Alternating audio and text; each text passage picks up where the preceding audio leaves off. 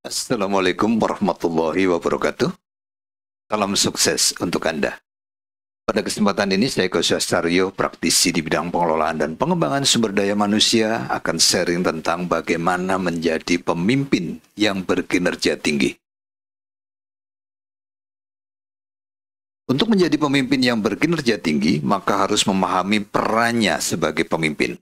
Pemimpin adalah change creator, team builder, task allocator, people developer, dan motivation stimulator. Pada bagian pertama, menjadi pemimpin yang berkinerja tinggi, saya akan membahas peran pemimpin sebagai vision creator. Bagaimana seorang pemimpin menjalankan perannya sebagai vision creator? Pertama, menciptakan visi. Apa visi untuk tim organisasi Anda? Kemanakah tim Anda harus diarahkan? Kinerja seperti apakah yang diharapkan dari tim organisasi Anda?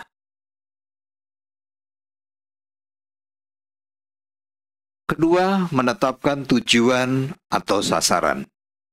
Tujuan dari penetapan tujuan atau sasaran adalah untuk mengkonversi visi tim menjadi target kinerja yang spesifik, menentukan target kinerja, dan kemudian mengukur pencapaiannya akan sangat membantu pemimpin mengelola perkembangan kinerja timnya. Ketiga, mengembangkan rencana tindakan.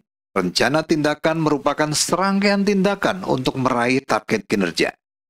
Rencana tindakan harus konkret dan merangkum rangkaian program yang terukur dan jelas waktunya. Rencana tindakan juga menentukan prioritas tindakan yang harus dilakukan. Keempat, memonitor pelaksanaan rencana tindakan. Dalam fase ini, rangkaian rencana tindakan akan dieksekusi dan dimonitor kemajuannya. Apakah sesuai rencana atau tidak? Dan bagaimana tindakan koreksi harus dilakukan? Bagaimana membuat penetapan tujuan atau sasaran yang efektif? Pertama, tujuan atau sasaran yang menantang atau sulit. Menetapkan tujuan atau sasaran yang menantang atau sulit akan meningkatkan tingkat kesulitan pencapaian sasaran, sehingga akan turut mengembangkan level usaha yang harus dikeluarkan untuk mencapainya. Sasaran yang lebih sulit membawa bawahan untuk meningkatkan kinerja jika mereka merasa mampu mencapainya.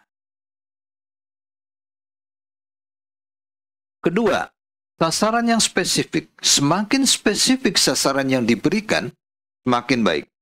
Sebab hal ini akan mendorong bawahan untuk meraih dengan lebih baik. Sekedar mengatakan lakukan yang terbaik tanpa sasaran yang jelas dan spesifik tidak akan banyak manfaatnya. Ketiga, umpan balik. Memberikan umpan balik yang tepat akan dapat memberikan pengaruh positif bagi kinerja bawahan. Umpan balik secara reguler membuat bawahan dapat tetap berada pada jalur pencapaian target. Umpan balik secara reguler juga mendorong bawahan untuk bekerja lebih keras dalam mencapai sasaran. Keempat, partisipasi dalam penetapan sasaran. Bawahan yang berpartisipasi dalam proses penetapan sasaran biasanya akan menentukan sasaran yang lebih tinggi dibandingkan dengan jika sasarannya telah ditentukan dan mereka tinggal menerimanya. Hal ini juga mendorong kepercayaan mereka bahwa sasaran tersebut dapat dicapai serta memotivasi mereka untuk mencapainya. Visi tidak bisa dicapai sendiri. Anda harus memastikan mereka terjadi. Dan pengawasan tanpa visi adalah sia-sia. Anda perlu beberapa prinsip untuk mengarahkan pengawasan Anda. Pengawasan yang berlebih dapat menahan inisiatif, berkembang biak kebencian, moral dan motivasi rendah.